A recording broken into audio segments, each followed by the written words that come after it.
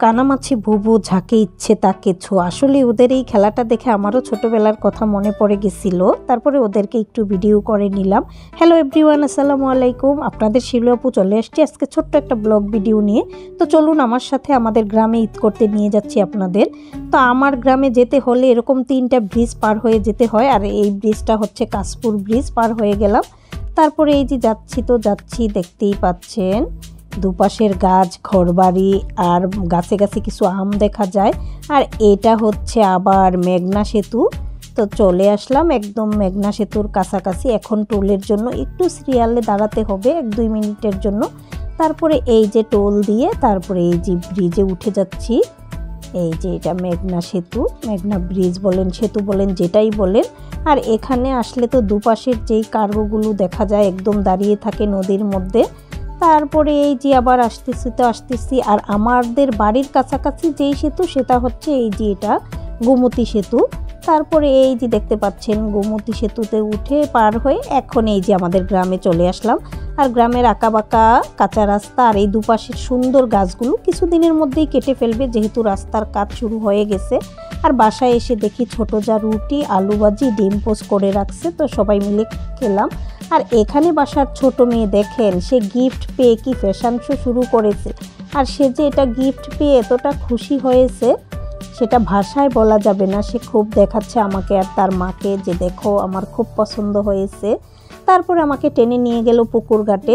আর এখানে এসে তো আরও মজা পাচ্ছি ওদের এই সাঁতার কাটা দেখে। পানিটা কিন্তু একেবারেই নোংরা, তারপরেও গ্রামের বাচ্চারা সব নেমে গেছে কিন্তু পুকুরে। কেউ বড় বড় বোতল নিয়ে নেমেছে সাঁতার কাটার জন্য, কেউ টায়ার। তো আমাকে ছোট মেয়ে বলতেছে চলো মেজো আম্মু আমরাও এখানে সাঁতার কাটি। বললাম যে না, আমি কবে পুকুরে নেমেছি সেটাই মনে নাই। তারপরে পুকুর ঘাট থেকে এসে দেখি শাশুড়ি আবার গাছ থেকে একটা লোক দিয়ে এখানে কিছু নারিকেল পাড়ালো। এই নারিকেলগুলো সব পেকে গেছে। আর এখন হচ্ছে এই যে বিকেল, সন্ধ্যা ভাব। তো আমাকে মেয়ে ছাদে নিয়ে গেল টেনে, বলে মেজম্মু দেখে যাও কি সুন্দর ড্রাগন হয়েছে গাছে। মাশাআল্লাহ অনেকগুলো ড্রাগন ধরেছে কিন্তু।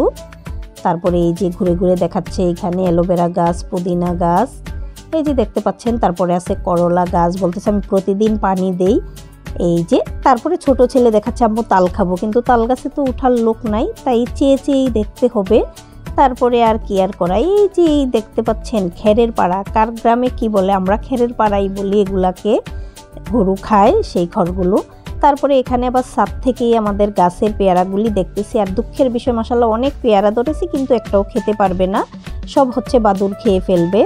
তারপরে এই যে ওরা হচ্ছে এখন একদম সন্ধ্যা ভাব, আর ওরা হচ্ছে বলতেছে চলো কানামাছি বোবো খেলি। তো আমার ছোট ছেলে, ফ্যামিলির ছোট মেয়ে, আর এইটা হচ্ছে আমার ছোট বোনের ছেলে, সে খুব কান্না করে আসছে আমার বাবার বাড়ি ঈদ করবে। তারপরে তার দাদাভাই তাকে দিল দাদা নানার বাড়ি ঈদ করার জন্য। তো সে তো মহা খুশি যা আমাদের সাথে ঈদ করতে পারবে। তারপরে এই যে এখানে এসে এখন হচ্ছে একটু করলা ভাজি করে নিতেছি, একদম অল্প রান্না বাড়া। তারপরে এখানে ছোট ছেলের জন্য আবার কাসকি মাছ দিয়ে আম দিয়ে একটু টক রান্না করে নিব। আর এটা ঈদের দিনের জন্য যা আবার পেঁয়াজ ছিলে রাখতেছে। তারপরে বাচ্চাদের একটু নুডলস করে দিলাম, এই যে ওরাও খেয়ে নিবে এখন। এই তো দেখতেই পাচ্ছেন একদম হালকা পাতলা রান্না বাড়া করে নিলাম আর কি। এই যে তো আজকের এই গ্রামে যাওয়ার ভিডিওগুলো কেমন হলো কমেন্ট করে জানাবেন। শিউলিস ফ্যামিলির সাথে থাকবেন, বেশি বেশি লাইক কমেন্ট শেয়ার দিবেন। আমার ইউটিউব চ্যানেলটা সাবস্ক্রাইব করে নেবেন, ফেসবুক পেজটা ফলো দিয়ে রাখবেন। সবাইকে ঈদ মোবারক, আসসালামু আলাইকুম।